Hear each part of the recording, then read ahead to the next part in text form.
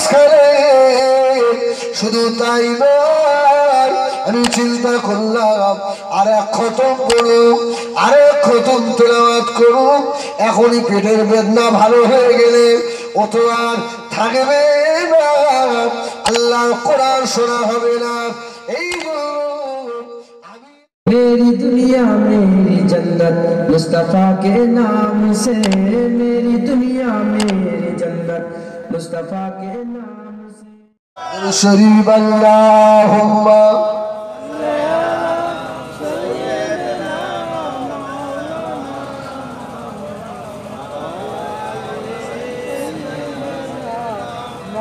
अल्लाहु अकबर।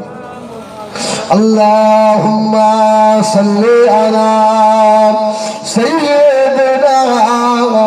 मोहब्बत पढ़ो बाप, पढ़ो पढ़ो।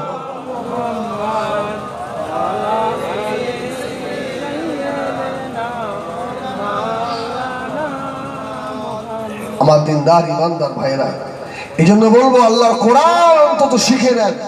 খুব ভালো ইমাম পেয়েছেন, সামনে বলা ঠিক নয়। এই ভাই তো আমার সামনে নেই, তো কি এর নাম হচ্ছে মানতেক ভাই, তো আমার সাইডে রয়েছে, আমার অনেক দিনের খাতির রয়েছে। হ্যাঁ, অন্তত একটু বসে বসে আল্লাহর কোরআনটা শিখে নেবেন। কোরআন যদি শিখতে পারেন, ওই কবরে আপনার ভয় নেই, ওই কোরআন আপনাকে গার্ড করবে। জোরে বলুন সুবহানাল্লাহ। শুধু ওই গরু জয় করে শিখেছে, শুধু গরু। কোন জায়গার মাল ভালো হবে? হ্যাঁ আল্লাহ। তবে আপনার কাঁটা ডাঙে গেলে ভালো গোশ খাওয়া হয়, আর এদের জলসায় গেলে আরো ভালো হয়। আমার সোনাবাড়ি গোশ খাও, আল্লাহ খাওয়া হালাল করেছে। আবার যেরকম সারাদিন গোশ খাবার, সারা সারা জেগে জেগে আল্লাহর ইবাদত করতে হবে। আর এদের বিরুদ্ধে উল্টো পাল্টা ভাই বলা যাবে না। এই রাস্তাতে তো প্রত্যেকদিন যাই, সব ছুরির কারবার। বলি বাবা শানুর ভাই এখানে মার্কে লাস্টে আমার দেবে, ও কাজ করবো না। তবে পায়ে ধরে বলে যাবো, আল্লাহর রাস্তায় কোরআন পড়নে ওয়ালা হয়ে যাও। দেখবেন নামাজের পরে কোরআন পড়বেন, কলজে ঠান্ডা হয়ে যাবে। সকালবেলা ফজরের নামাজ পড়ে সবাই বসে বসে তসবিহ পড়ছে, আপনি কোরআন শরীফটা পেরে ইয়াসিন ওয়াল কোরআনিল হাকীম, এর স্বাদ আলাদা। সুবহানাল্লাহ। কোরআন ওয়ালা হয়ে যাও বাবা। কোরআন যদি পড়ো কবরে কারো লাগবে না, কোরআন সাক্ষী নেবেন। নবী আমার দিন দুনিয়ার বাদশাহ জনাবে মুহাম্মদুর রাসূলুল্লাহ সাল্লাল্লাহু আলাইহি ওয়াসাল্লাম আল্লাহ জিহাদের ময়দান থেকে ফিরে আসছেন। সন্ধ্যা হয়ে গেল, সাহাবীদের নিয়ে আল্লাহ নবী তাবু গাড়লেন। একজন সাহাবা তাবু গেছে কবরের উপরে। এই তাবুটা কোথায় গেছে? কবরের উপরে। সাহাবী জানে না করে কবর, তো রাত্রে শুয়ে পড়েছে। আচ্ছা, কবর ভালো জায়গা না খারাপ জায়গা? ভালো জায়গা না। এই আপনি কবরস্থানের ধার দিয়ে যাচ্ছেন, যদি ভয় পায় আপনি কবরের ভিতরে লাফ মারবেন, আর কিছু হবে না। বলেছিলাম বলছে যে অন্য বলছে এই মেরে ফেলতে পারবে, স্কিম করতেন না। না, এই হয়তো খুব ভয়ের জায়গা, ভয় পাচ্ছে, ওই সময় অন্য দোয়া কিছু মনে থাকে না ভাই, সব ভুল হয়ে যায়। শুধু এতটুকু জমানে বলতে পারবেন না আল্লাহু আকবার। এই আল্লাহু আকবারের আওয়াজ, তোমার জবানের আওয়াজ যত দূরে যাবে, যে শয়তান এসেছিল তোমার আশপাশে আর আসবে না। জোরে বলো সুবহানাল্লাহ। আল্লাহ নামের যে এত পাওয়ার, আর আসবে না।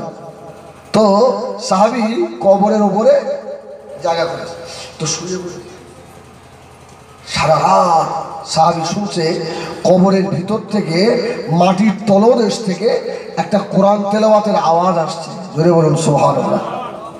কি? বিসমিল্লাহির রহমানির রহিম। তাবারাকাল্লাযী বিয়াদিহিল মুলক ওয়া হুয়া আলা কুল্লি শাইইন কাদির। আল্লাযী খালাকাল মাউতা ওয়াল হায়াতা লিয়াবলুয়াকুম আইয়ুকুম আহসানু আমালা ওয়া হুয়াল আজিজুর গফুর। এটা 29 পারার প্রথম সূরা মুলক। এই তেলাওয়াত আসছে। সাহাবী ফজরের নামাজ আদা করে আল্লাহ নবী দরবারে চলে গেলেন। ইয়া রাসূলুল্লাহ, ইয়া হাবিবাল্লাহ, যে জায়গায় তাবুক এনেছিলাম সারা রাত আমি মাথাটা ওই কানটা জমিনের উপরে দিয়ে রাখলাম। ইয়া রাসূলুল্লাহ, আমি মাটির তলদেশ থেকে সূরা মুলকে তেলাওয়াত শুনতে পেয়েছি। আল্লাহ নবী বলেছিলেন, ও আমার সাহাবীরে শুনে রাখো বাবা সাহাবী, আমি রাসূলুল্লাহ বলে দিলাম, তুমি যেখানে তাবুক এনেছিলে ওই তাবু গাড়ার নিচে জায়গাটায় আমার একজন সাহাবীর কবর রয়েছে। জোরে বলুন সুবহানাল্লাহ। আমার সাহাবীরা মরে না, আল্লাহর ওলিরা জিন্দা রে। ও আমার সাহাবী ওই কবরের ভিতরে আমার জিন্দা সাহাবী বসে বসে সূরা মুলক তিলাওয়াত করছিলেন। কবরের ভিতরে সূরা মুলক তেলাওয়াত হয়। আর কোন মানুষ যদি দৈনন্দিন একবার করে সূরা মুলক তেলাওয়াত করে, এই কোরআন আপনার সুপারিশকারী হবে। জোরে বলুন সুবহানাল্লাহ। এই কোরআন রাস্তা রাস্তায় আমি লেগে দেবো পাউডার আমার তো আড়াই দিকে মারবেন হবে না। শিগগির ফোন কর হুজুর। আমার সোনাবাড়ি এই সত্যি ভাই রাগ করলে হবে। রাগ করো না, এখন একটু ইনকামের মাসলা বলো, সত্যি কথা বলতে বলো। হ্যাঁ, যত ছোট তবে গুতো আছে। একটু এসো, 1 ঘন্টা ওয়াজ করে দেখো না, কলজে শুকিয়ে যাবে। এটা আল্লাহ পাকের খাস দয়া ছাড়া হয় না। যদি বলো সুবহানাল্লাহ, আল্লাহ পাকের খাস রহমত ছাড়া আর আমার দাদা হুজুরের নেক দোয়া ছাড়া জীবনে সম্ভব নয়। আপনি শুধু এই পার্টির মিছিলে 8 ঘন্টাকে 8 ঘন্টা করে চাঁদে এই তো করে কি বলে কাল সেই মিছিলে গেল। আর প্রত্যেক রাত্রে 8 ঘন্টা 9 ঘন্টা করে আমরা বকি। হ্যাঁ, ফুল ভোল্টেজে আল্লাহর শপথ কিচ্ছু হয় না। দেখুন সুবহানাল্লাহ। আমি যখন জলসায় আসতে আমার ভাই বলছে, হুজুর আপনার গলাটা আপনি বলছিলেন না যে চেপে গেছে, ও আমরা ওকে চল ঠিক আছে, আল্লাহ ঠিক করতে হবে। আমার সোনাবাড়ি এই জন্য বলি কোরআন তেলাওয়াত শিখে নেন ভাই।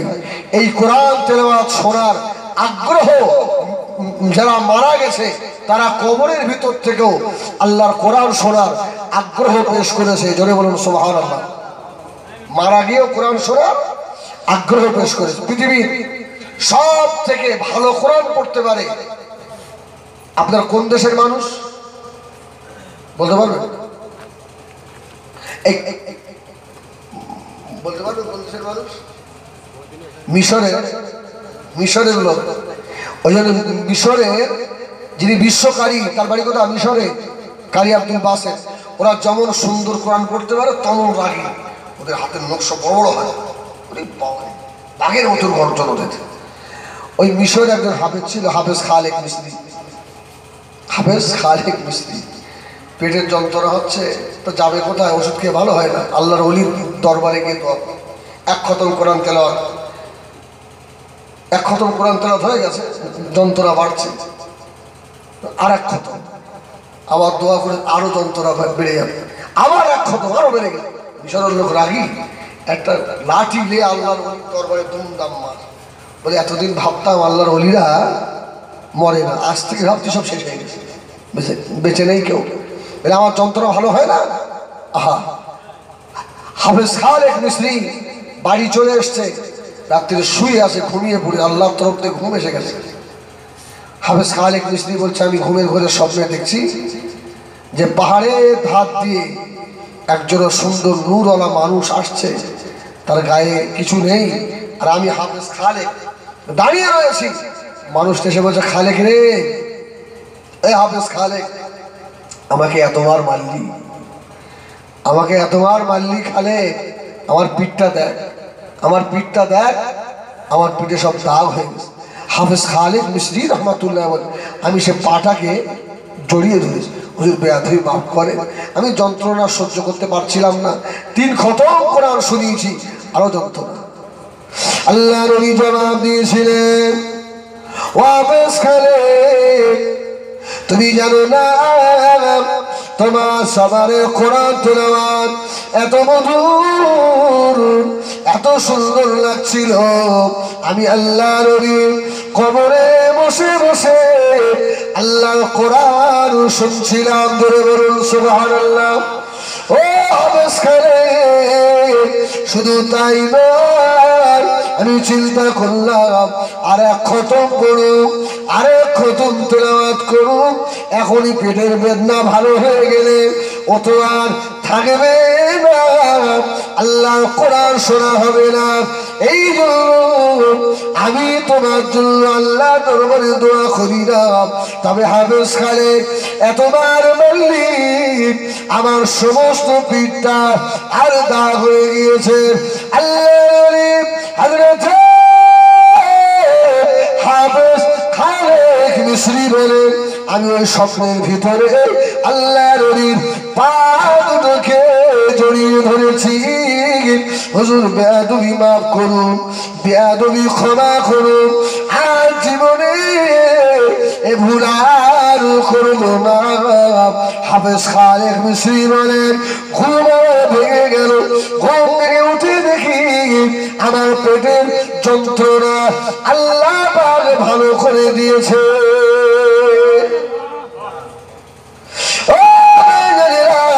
কোরআন নিজে শেখে সন্তানের শেখান, কবরে দাঁড়িয়ে গিয়ে বেটা যখন দাঁড়াবে খোদার কসম ওই বেটার চোখের পানিতে তোমার কবরের আযাব মাফ হয়ে যাবে। জোরে বলুন সুবহানাল্লাহ। ছেলেকে ইঞ্জিনিয়ার করেছো, ডাক্তার করেছো, ব্যারিস্টার করেছো, বাবা ছেলে বড় জ্ঞানী এমপি এমএলএ হয়েছে, ওই ছেলেটা যদি ওযু না জানে, যদি গোসল না জানে, যদি কোরআন না জানে, একটা ছাগলের আল্লাহর কাছে যে দাম, তোমার ব্যারিস্টার বেটা, তোমার ইঞ্জিনিয়ার বেটা একটা ছাগলের থেকেও খারাপ। এখন এই গ্রামের যারা শিক্ষিত ছেলে বলবে এই মালরে আর জীবনে যেন এসতে জানিস সারা ছাগল বলে গেছে আমাকে। ভাই আমি তোমাদের ছাগল বলিনি কি? এইরকম সমাজে কিছু শিক্ষিত ছাগল আছে যারা এখনো উজু করতে যান না, আসলে নেই। এই ছাগল উজু করা জানে, গরু এরা জানে? তাহলে ছাগল গরু যেমন উজু করা জানে না, তুমি দুনিয়া ইঞ্জিনিয়ার মাস্টার ডাক্তার হয়ে তুমি উজু করতে জানো না, আর তুমি মসজিদের ইমাম যে আখিরাতের শিক্ষা শিখেছে শয়তান এসে আনন্দ দেখায়, ওই সময় ঘাড় ধরে ভাই মুটকে দিবি, ঘাড় ভেঙে দিবি, একদম কোনো করা হবে না। ওযু জানে না, গোসল জানে না, মসজিদের ইমামের আঙুল দেখায়। ঠিক না ভুল বলেন? গ্রামের মুরব্বী লোক মারা গেলে সারা গ্রামের আপনার জানাজা নামাজে সে দাফন করায়, গোসল দেয়। আর ডাক্তারের বাপ মারা গেছে, ইঞ্জিনিয়ারের বাপ, ওর গোসল দেওয়ার ক্ষমতা নেই, ওই মুরব্বী এসে গোসল দেয়। আবার সে যদি একটু আদান দিতে তুমি লেট করে, চাচা তোমার চাকরি থাকবে না, শেষ। আল্লাহু আকবার। রাসূল বললেন ওই মানুষটা ছাগলের মতো, যার কাছে দিন নেই। ছাগল তোমার থেকে ভালো। এই মানুষ যখন ওযু করে, ওযু করার সঙ্গে সঙ্গে হাতে পায়ের মুখের কোনা সব ঝরে ঝরে পড়ে যায়। জোরে বলুন সুবহানাল্লাহ। ছাগল যেমন ওযু জানে না, নামাজ জানে না, এই সমাজের যারা নামাজ জানে না এরা ছাগল গরু কুকুরের মতো। তোর থেকে কুকুর ভালো। কুকুর সে তার মনিব চেনে, তুমি তোমার মনিবকেও চেনো না। আছে না নাই? মসজিদে আযান হয় আর যারা বাড়ি বসে বসে বিবির সঙ্গে ঝগড়া বানায়, রাস্তায় বসে বসে তাস খেলে, যারা গরু বসে হিসেব করে, শুনে রাখো তোমরা কুত্তার থেকেও খারাপ। ওয়ালাহুম আযানুন লা ইয়াসমাউনা বিহা, আল্লাহ তোমার কানটা এমনি দেয়নি মসজিদের আযান শোনার জন্য। হ্যাঁ, আযান শুনেছো, মসজিদে সব নামাজ পড়ে আয়, আবার কাজ কর, আল্লাহ খুশি হবে, তোর কাজে বরকত হবে। মসজিদে আযান হয়েছে, অসভ্য বেয়াদব বসে বসে হিসাব করেছিস, টিভি দেখেছিস, তোর ঘরে আল্লাহর তরফ থেকে বাস পড়ুক। সব বুঝিস, তুই আল্লাহ চিনিস নি, তুই রসুল চিনিস নি, তুই মসজিদ চিনিস নি। তোমার মতন কুত্তা আল্লাহর দুনিয়া থাকার দরকার নেই। ধ্বংস হয়ে যাও তুমি, শেষ হয়ে যাও তুমি। নারায়ে তাকবীর, নারায়ে তাকবীর। যারা ভাইজান হুজুর কেবলায় পিছে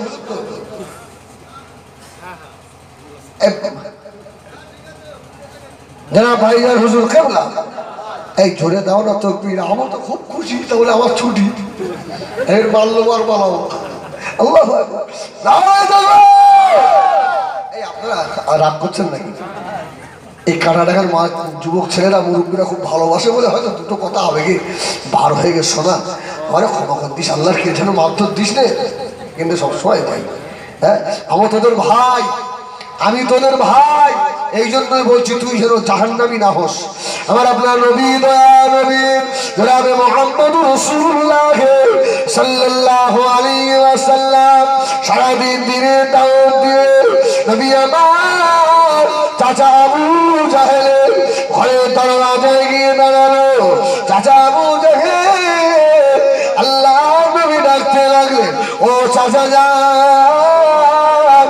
আবু জাহেল ঘরের ভিতর থেকে বার হয়ে এলো, কে বাবা আমাকে এমন করে করে ডাকে? নবী বার হয়েছে। আবু জাহেল বলছে বার হয়ে দেখছি মুহাম্মদ সাল্লাল্লাহু আলাইহি ওয়াসাল্লাম দাঁড়িয়ে আছে, আর মুহাম্মাদের মুখে নূরে ওই এলাকাটায় আলো আর আলো, নূর আর নূর হয়ে গেছে। জোরে বলুন, এই আমার নবী মাটির না নূরের? তাড়াতাড়ি আমার নবী বসে আছে, বসে, আর ইমাম হাসান হোসাইন ছুটে এসছে। এসে একদিকে হাসান একদিকে হোসাইন, এই ব্যক্তি হচ্ছে না। আমার নবী বলছে, ভাই হাসান হোসাইন, আজকে আমি তোমাদের একটা গল্প শোনাবো। ভাই আমাদের নানারা পাক্কা মিথ্যে বাদ, ঠিক কিনা? ছোটবেলায় দাদু নানা আমাদের গল্প করে, হ্যাঁ ভাই চল একটা গল্প শোনাবো। তা দাদার কোলের মধ্যে শুয়ে বলতে যায়, এবার দাদা গল্প জুড়েছে। এক দেশে এক বাদশা ছিল, কচি, জানি ভাই, বাদশার একটা ঘোড়া ছিল। ওই ঘোড়ার 28টা পা ছিল, 24টা ন্যাজ। আচ্ছা এইসব ঠিক কথা? সারা ছোট্টবেলা থেকে আল্লাহ আল্লাহ শিখা আমাদের দাদা দাদাদের মিথ্যে কথা শিখিয়েছে। আর যেমন নাতি তেমন নানা। জোরে বলুন সুবহানাল্লাহ। নাতি হলেন সাইয়্যিদা শাবাবি আহলিল জান্নাহ, আর নানা হলেন রাহমাতাল লিল আলামিন। জোরে বলুন না সুবহানাল্লাহ। হাসান হোসেন আমার রাসূল নানা বসে আছে, আমার নবী জান্নাতের গল্প করছে। হাসান একবার হোসাইন একবার তাকায়, অনেকক্ষণ গল্প হয়ে গেল। হোসাইন বলছে, ও নানু ভাই ওর ঘুম পাচ্ছে। যদি বলুন সুবহানাল্লাহ। ঘুম পাচ্ছে কার? এবং হোসাইনের। আমার নবী বলছে, হোসাইন ভাই আজ তোমার যদি ঘুম না পেত না, তো আমি রাসূলুল্লাহ সারা রাত আল্লাহর জান্নাতের গল্প আমি তোমাদেরকে সব শুনিয়ে দিতাম। জোরে বলুন সুবহানাল্লাহ। ঘুম পেয়েছে না নানু জান, আমার আম্মু এখনো বসে রয়েছে আমার জন্য। জোরে বলুন সুবহানাল্লাহ। অতটুকু বাচ্চা ছেলে, মা বসে আছে, বাচ্চার খেয়াল আছে। আর আমাদের সমাজে কিছু জানোয়ার মার্কা ছেলে তৈরি হয়েছে, দেখবেন মা বাপ ওর জন্য সারা রাত চুপ করে বসে থাকে, ঘুমায় না। আর এই শয়তান রাস্তায় বসে বসে সারা ফোন টিপতে আসে না। নাই বলো বলো বলো বলো। রাত 2টোর সময় বাড়ি আসছি, বৃষ্টি হচ্ছে ঝমঝম করে এই রাস্তাতে। ওর বাড়ি হয়তো আব্বা মা জেগে আছে, ফোনে হচ্ছে না কথা বলা। রাস্তার ধারে পানি মাথায় সাথে ধরে এরকম করতে। আমার ড্রাইভার কথা হলো, তোর ধাক্কা মেরে পালাবো। আমি না ভাই বাড়ি নেই। হ্যাঁ, একটা মুসলমান সারা মুসলমানের খুন করার কোনো হবে, ও ওর কবরে ঝাবো ঝাবো করবে না। এই ছেলেরা যারা রাস্তাঘাটে বসে বসে রাত 12টা 1টা পর্যন্ত সময় কাটাও, তোমার বুড়ি মা তোমার বুড়ো বাপ বসে থাকে, আল্লাহ তোমারও ছেড়ে দেবে। অপেক্ষায় থাকো আর অল্প দিন, আর অল্প কিছুদিন সময় মতো বাপ বাড়ি চলে যাও। আব্বা আমাকে কষ্ট দিও না, তোমার আব্বা মা বসে থাকে, আমার সোনা কোথায় গেল? ও তো শোনো না, ও তো আসতো গরু তৈরি হয়ে যাবে। ওর দিনের জ্ঞান দেওনি, সারা জীবন ওই দড়ি ধরা শিখেছ। ও তো রাত 1টা পর্যন্ত বসে থাকবে। আরে এই কাজটা জায়েজ না? জায়েজ না, কি হালাল কাজ। তবে হালাল কাজ আবার হারাম হয়ে যায়, যায় না? যায় না। যারা গরু জবাই করে ওই সময় দেখবেন শব্দ নাও, উপর দিয়ে মাছ আছে না? হ্যাঁ, ঠিক জায়গাতে মারবে না, ওরা চামড়া টেনে ধরে টেনে ধরে কি এম করছে বলে ওর জন্য প্রায় 60-70 টাকা বাড়বে, 1 ইঞ্চি বাড়লে দাম বাড়বে। এদিকে হয় হয় হয় না? সত্যি করে বলে আল্লাহ দিলে যত কষাই আছে আমার এলাকায় সব টেনে ধরে বাড়ি, আর গরুগুলো নিয়ে এসে দাম দাম করে ফেলে। তোর আল্লাহ ওরকম হাত পা খাজাবে। যারা কষাই সাবধান হও, আল্লাহ তোমার জন্য গরু হালাল করেছে, ব্যবসা তোমার জন্য হালাল। আহাল্লাল্লাহুল বাইআ ওয়া হারামার রিবা। তাই বলে তুমি আল্লাহর একটা হালাল জানোয়ারকে আর টেনে টেনে নিয়ে এসে দাম করে ফেলে আর তাদের ধরে ভস্ম চালিয়ে দেবে, না না না। গরুর ব্যবসা করে আলহামদুলিল্লাহ করবেন, আরো ব্যবসার জন্য আমাদের খাওয়া ভালো। তবে ভাই ওইরকম করে জবাই করিস নি, অন্তত ওই যে গরুটাকে আস্তে আস্তে স্বভাবই গরুর মুখে একটু পানি দিবি, আর যে ছুরিটা দিয়ে জবাই করবো ওটা যেন ধার হয়, ঠিক কিনা? একটুকুনি ছুরি আসে মেরা গরু, এইরাম মোটা গর্দান, এইরাম সব বলে হবে বলে আর্ধেক আর্ধেক করলাম। আল্লাহু আকবার। ভাই সত্যি যারা ম্যাক্সিমাম কষাই, ভাই তোরা রাগ করিস না, যারা আজার মারিস তোদের হাতটাই ধরে বলতিস, হক কথাটা বলে যাচ্ছি। যারা কষাই গরু ফেলে এদের মৃত্যু ঠিকভাবে হয় না, এরকম করতে করতে হয়। কেন? ওইসব জানোয়ার যে সেসব পশু ফেলেছ ওদের বদদোয়ায়, ওদের বদদোয়ায়। তোমরা আমার ভাই, তোমাদের সাবধান করার দায়িত্ব আমার আছে না? নাই, আমার আছে। এই জন্য বলছি ভাই, গরুর ব্যবসা করেন হালাল। একটা গাড়িতে এত গরু নিয়ে আসছে, গরুগুলো হাঁপাচ্ছে, ঠিক না ভুল বলো? ধুমধাম করে ফেলে দিচ্ছে। আমার সোনা মানিক জব দিতে পারল দরবারে, বাবা এরকম করবেন না, বাদ দেন। ওদিকে আমার সাবজেক্ট নেই। তবে আসল জায়গায় ঘা পড়ে গেছে, আজকে আমার দাওয়াত কাছ থেকে শেষ কাটা টাকা ইনশাআল্লাহ। তো হাসান হোসাইন বসে নবীর মুখের দিকে, আমার রসুল বলছে নানু ভাই খবর কি? হোসেন বলছে নানা বাড়ি যাবো, আমার আম্মু বসে আছে, আমার ঘুম পাচ্ছে না, না চলো হোসাইন তোমার আম্মুর কাছে দিয়ে আসি, জোরে বলো সুবহানাল্লাহ। আর মাটাকে সাইয়্যিদাতুন নিসা, জোরে বলো সুবহানাল্লাহ, জান্নাতের মেয়েদের সর্দার। আর আমাদের মা কারা? আস্তাগফিরুল্লাহ, আল্লাহ মাফ করেন, বেয়াদবি আল্লাহ মাফ করেন। আমার মা, তোমরা আমার মা, তোমরা যদি একটু ভালো হয়ে চলো তোমার পেটের বাচ্চা আল্লাহর ওলি হবে। মা তোমার সব যেমন হবে তোমার বাচ্চা তেমন হবে। আমি অন্য ওই বক্তাদের মতো খারাপ করে বলতে পারবো না, আল্লাহ মাফ করেন। এখন তোমার ওদের দাওয়াত বেশি, ওদের জলসাও বেশি। হ্যাঁ, এই আল্লাহ বলেছে তুমি 4টে বে করো, তাই বলে একটা বউ তোমার ওই কাছের গোলায় কাজ করবে, লোকের টিন কুড়োবে, আর তুই মেম্বারে বসে ওয়াশ করবে। ওইরা বলছে গলায় পাতে টুটিবে, একটু ছিঁড়ে বেল দিতে হবে, তোর বোর হক আদায় করবি, সাবধান যা। আহা, ইমাম হোসাইন চলে যাচ্ছে, রাস্তায় গিয়ে দাঁড়িয়েছে। হযরত ইমাম হোসাইন দাঁড়িয়ে বললেন, ও মানুষজন বাড়ি যেতে পারবো না, রাস্তায় যেহেতু অন্ধকার। নবী আমার আস্তে করে গিয়ে ওই দরওয়াজার সম্মুখে দাঁড়ালেন। ইমাম হোসাইন বললেন, ও দাঁড়ান, আপনি একবার দাঁড়ান, আপনার মুখের রওশনীতে এই রাস্তাটা আলো আলো হয়ে যাবে। সোনামানিকেরা আমার নবী হাসতেন, আমাদের মতো হাসি নয়। আল্লাহ নবী মুচকে মুচকে হাসতেন। আল্লাহ নবীর দাঁতের ভাষা নিয়ে যে সময় হাসতেন তাবাসসুম হাসি, কোন সময় দাঁত দেখা যেত আকাশ চমকালে যেমন আলো আলো হয়। আল্লাহ নবীর দুই দাঁতের মাঝখানে এইরকম লাইট আলো বার হলো। হযরত ইমাম হোসাইন বলেন, আমার নানা জানে দাঁতের আলো দূরে ছোটাতে আমি হোসাইন আমার আমার নানি আম্মা আয়েশার থেকে আমার আম্মা জান ফাতেমার ঘরে চলে গিয়েছিলাম। নবী মাটির নবী, আল্লাহর নবীর হাতের আঙুল দিয়েও নূর বার হতো। জোরে বলুন সুবহানাল্লাহ। সাহাবীরা যাচ্ছে যুদ্ধের ময়দানে, পাহাড়ের উপরে কিছু আচমকা মানুষ অন্ধকারে নবীর উপরে হামলা করেছে। আমার রাসূলের সঙ্গে সাহাবী বলছে, ইয়া রাসূলুল্লাহ এত অন্ধকারে কি হবে? আমার নবী বলছে, এ সাহাবী দেখবে এই পাহাড়ের উপরে কারা আমাদের সঙ্গে শত্রুতা করেছে। ইয়া রাসূলুল্লাহ লাইট নেই, দেখবে কি করে? আমার রাসূল নূরের হাতটা বাড়িয়ে দিলেন। সুবহানাল্লাহ। আমার রাসূলের 5 আঙ্গুল দিয়ে লাইট ছুটছে। সাহাবী বলছে, যারা এসেছিল সব আমাদের আপনজন, আমরা সকলকে চিনতে পেরে গেছি। জোরে বলুন সুবহানাল্লাহ।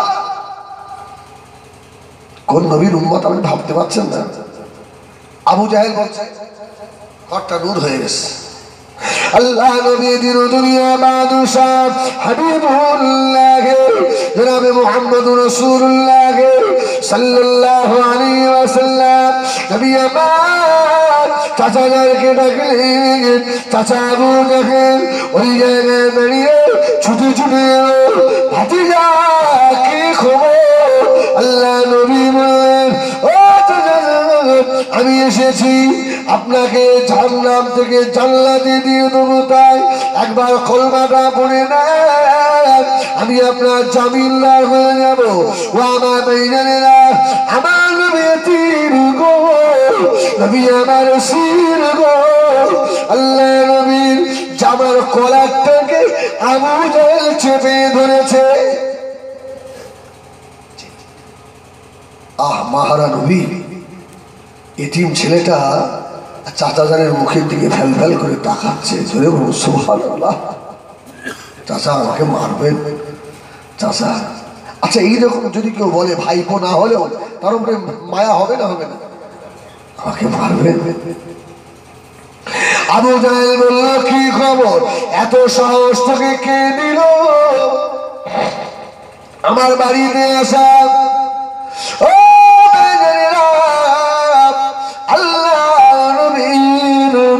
জামার কলারটা চেপে ধরে আল্লাহ নবী ডান চোয়ালের উপরে যে শরীরে বসান আছে বসে না গো, ওই শরীরের উপরে দাঁড়াতের চর আল্লাহ নবীর মুখে মেরে দিল।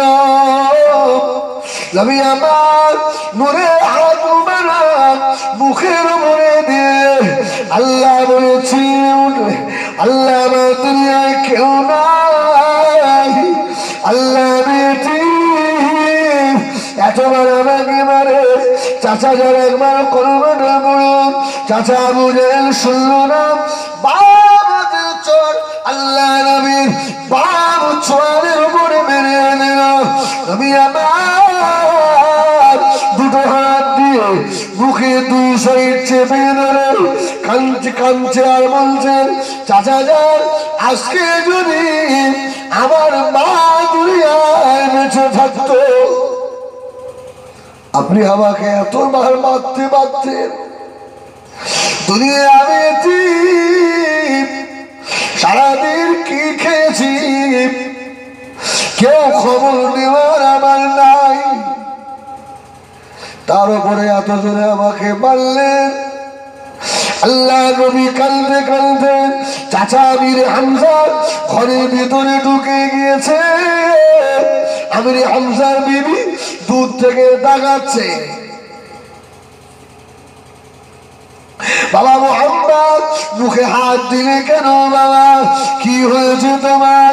ও আল্লাহ নবী চাচি আম্মার সঙ্গে বললেন, নবী আমার ঘরের ভিতরে গিয়ে মনের দুঃখে মনের ব্যথা দরওয়াজা বন্ধ করে দিয়ে সেজদা হতে পড়ে হাও হাও করে কাঁদতে লেগেছে। আল্লাহ পাক দুনিয়ায় কেউ নাই বলে এত আমাকে মারল। আল্লাহ আজকে যদি আমার আব্বা মা থাকতো এরা আমার কথা ধরতো, আমাকে এত মারতে মেরেছে। দূরের চোখে বাড়িতে সাজেদার জায়গাটা কাদা হয়ে গিয়েছে। নবী আমার না খাওয়া সারাদিন মক্কার মানুষেরা গায়ে থুতু দিয়েছে, কেউ বা গায়ে পাথর দিয়ে দিয়ে মেরেছে। আল্লাহ নবী সকালে উঠে আমির হামজার বিবি চাচিমা শুনবে কোনো কথা না বলে আল্লাহ নবী ছুটে মা হয়ে এসে চাচা বুঝারে দরজা আল্লাহ নবী দাঁড়িয়ে বললেন, চাচা যান, ও চাচা যান, গতকাল আপনি আমাকে মেরেছিলেন, আমি রাসূলুল্লাহ মুখটা এখনো দাগ হয়ে রয়েছে।